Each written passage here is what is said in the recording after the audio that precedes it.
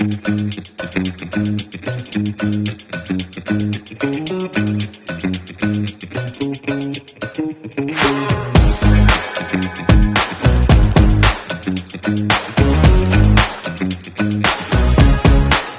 is a Melrose Stories interview. This is Lila Forde. So why don't we just get started? How would you describe your genre for someone who's never heard your music before, doesn't know who you are? Gotcha, yes. I think I would say singer-songwriter is a pretty close bet when describing my music, but there's other flavors in there like soul and jazz kind of stuff. So I would say like soulful singer-songwriter. Yeah. SSS. Yes, I would agree. I started listening to you because you were playing at MTP, but why don't you talk about like what brought you here to MTP specifically, and like what have you been doing? What's been your arc sort of coming to where you are right now? Totally.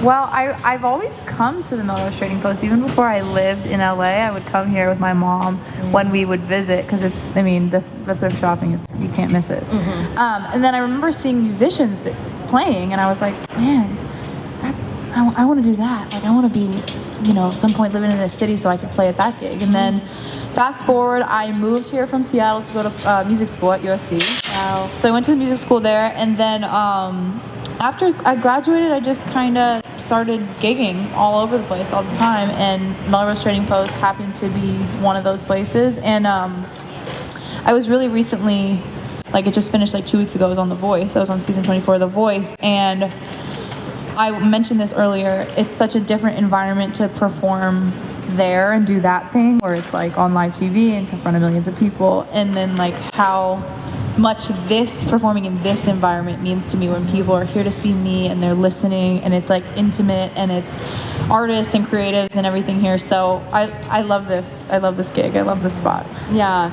Since you mentioned it, why don't we talk about The Voice? How was that for you? It was nuts. It was so nuts. Yeah.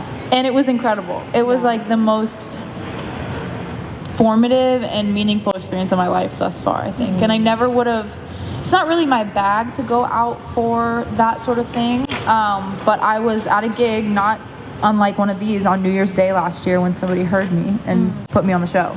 Wow. So it was really, it kind of just fell into my lap, and every stage of that process felt like it just lined up perfectly. Like on the show, they weren't trying to make me anything I wasn't. They weren't trying to ask me to sing a different way or dress a different way or be a different way. They just loved me for who I was. So I'm really, really grateful for that experience, and I feel like it hopefully will lead to a lot of bigger and better things. Yeah, hopefully. How did that whole process sort of shape you as a musician, and did it help you grow, you think?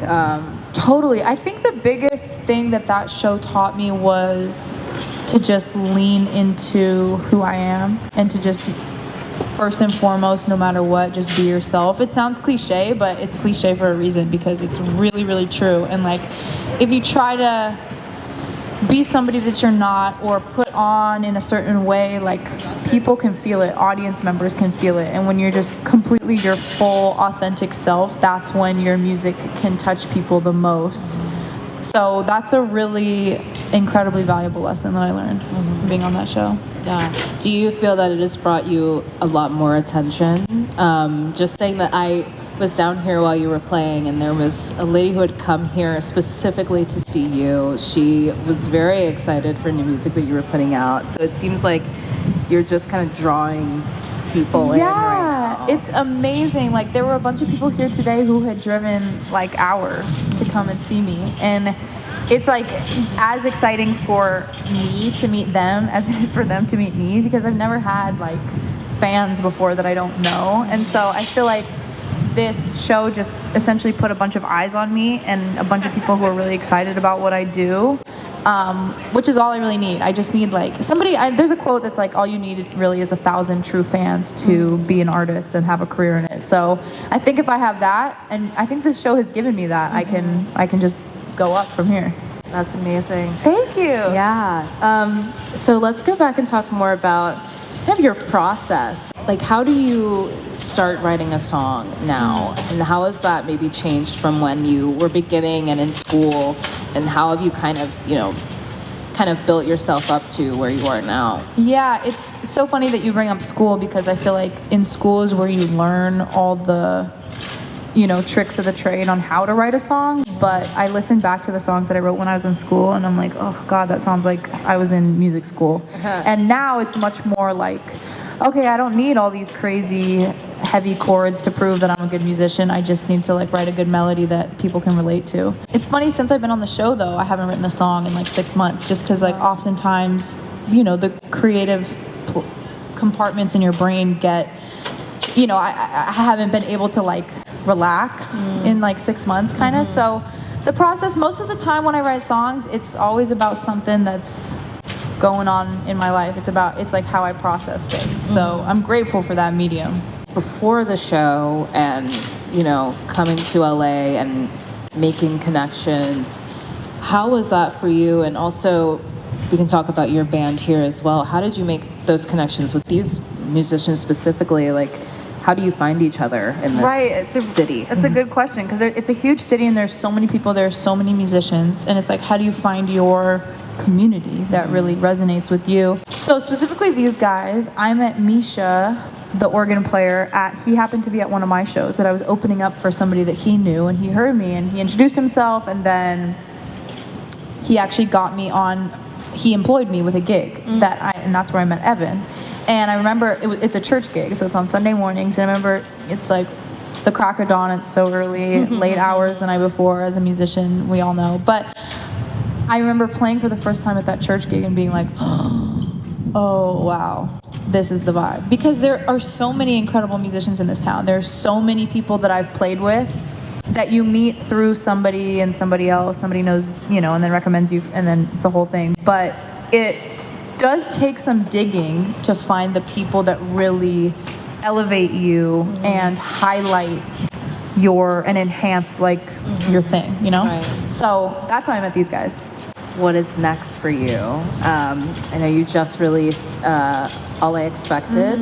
You were saying as you were playing that there's some songs that are in the vault. Yes. So what's next for those? Yeah, so last March I recorded a whole album. I did a Kickstarter because I didn't have any money to fund it. So I did a Kickstarter, raised some money, and I went into the studio and recorded 10 songs. And then I released All I Expected right before I went on The Voice, and then because I was under a contract, I couldn't release anything.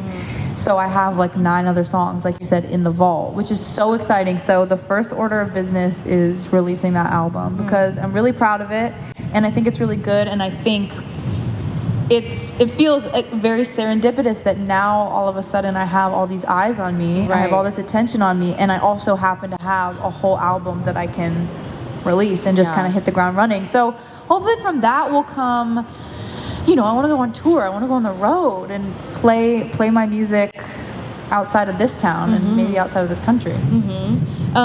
More on touring, if you were to tour right now and you were to have everything, you have all the connections, you have everything you need, who would you want to play with? You mean who would open for? Or play with the best of the best? Oh my gosh, what a question that is. I think one day I would really like to open for John Mayer. And I think his fans would understand my thing and my music. And his band is insane, so just give me his band too, pay him a little extra each night. Pino Palladino and that drummer, he has the best band in the business, so that's final answer. Yeah, it's a good pairing. Thanks. Yeah, very awesome. Thank you so much. Thanks. This was amazing. Thank you, Melrose. Thanks, Mahagany. So this song is called Just a Minute, and it's about those, when you get a phone call or an email or something like that, and you just really don't want to answer it, you can't be bothered, and maybe it's your neighbor or your ex-husband or the IRS or something like that, but it's just I really can't, I can't, I'll call you back when I want to, but that's not right now. So this is called Just a Minute. I hope you can relate.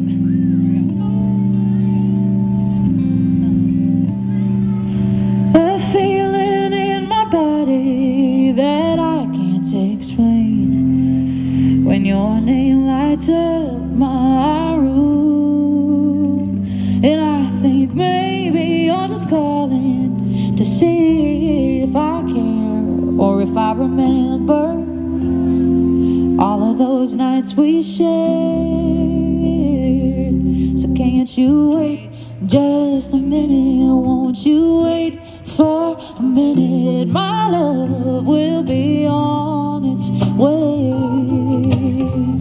So won't you wait just a minute? Can't you wait for a minute? And I'll call you back someday. And if I told you something about a boy across the world, I think he's 19, and when we stay out past midnight, till his daddy's okay, we won't be far away. And in a few years, this won't seem so weird. So if you wait just a minute, can't you wait for a minute? My love will be on its way. So won't you wait just a minute? Can't you wait for a minute? And I'll call you back someday. How could we get this far? How could we turn back now? I can't get to a phone anyway or any time today. So if you wait just a minute, can't you wait for a minute? Won't you wait just a minute? Can't you wait for a minute? Can't you wait just a minute? Won't you wait for a minute? Can't you wait just a minute? Won't you wait for a minute? Can't you wait just a minute? Won't you wait for a minute? And I'll call you back someday.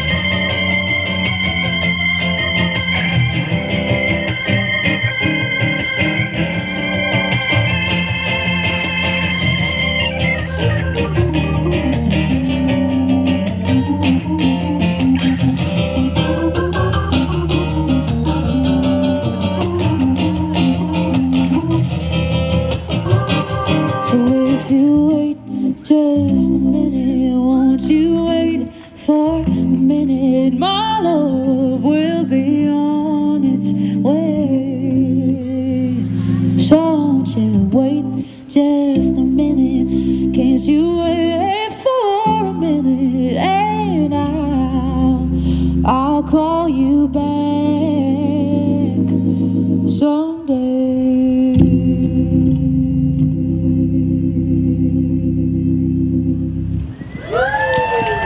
Thank you so much. That's Cira Davis on the Hammond over here, and Mr. Evansy on the guitar. What do we got next? This is called Honesty.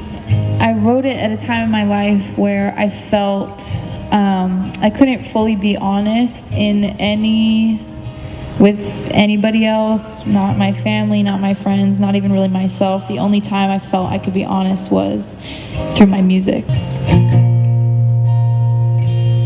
It's not like it used to be.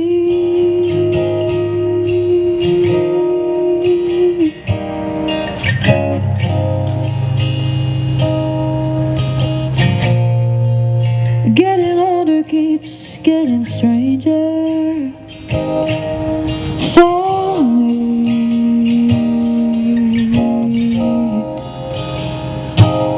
I left my heart and soul on the Golden Coast. I traded Highway 1 for a manual on the Audubon. And I got a clock 50,000 miles before driving home.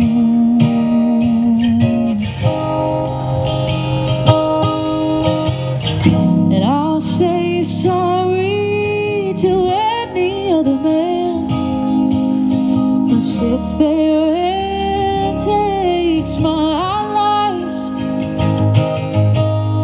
'cause I'll only look for you in any other lover's eyes.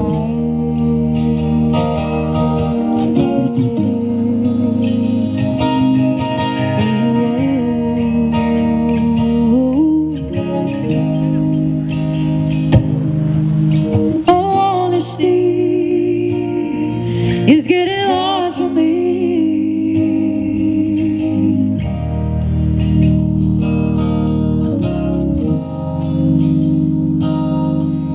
And honestly, it's getting hard to breathe on my own.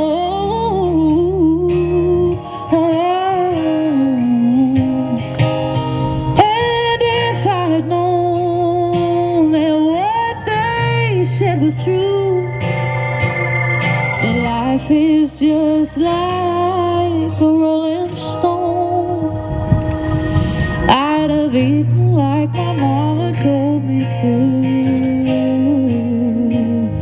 before I hit the road.